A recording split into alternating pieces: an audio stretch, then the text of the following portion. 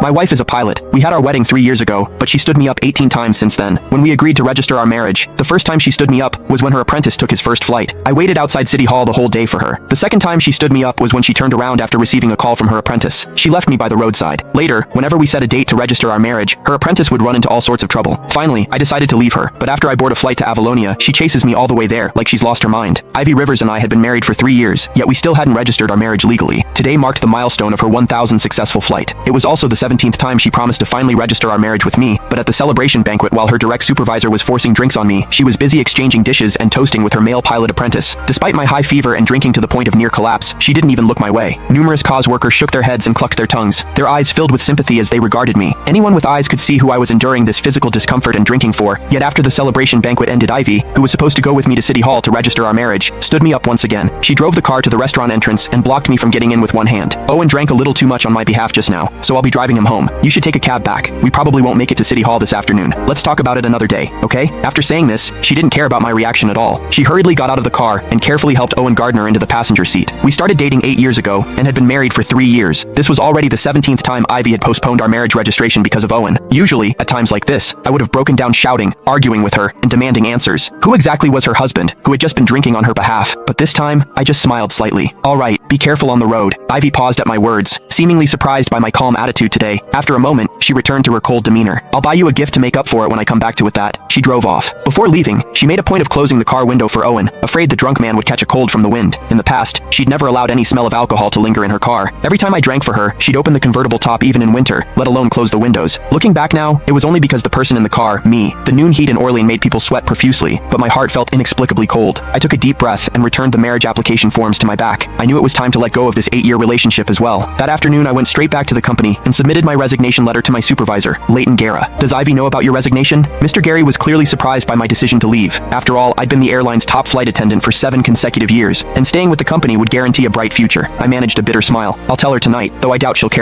These past few years you two flew new routes to get together, and won company awards together. The CEO even attended your wedding personally 3 years ago. Everyone was so envious. But I suppose Mr. Guerra trailed off with a long sigh, his voice full of regret. Yes, those were indeed beautiful memories, but memories were just memories. We could never go back. After submitting my resignation, I returned home around 10 p.m. The house was eerily quiet and empty. On my phone, a social media post from Owen popped up because he'd specifically tagged me. The caption read, "Special, thanks to my beautiful mentor for staying by my side all afternoon as a thank you. I'm taking her to Marcus Vay's concert tomorrow. Looking forward to it." I knew then that Ivy, who'd said she'd come home at noon, wouldn't be returning. This had happened too many times in our 3 years of marriage. After making myself a simple bowl of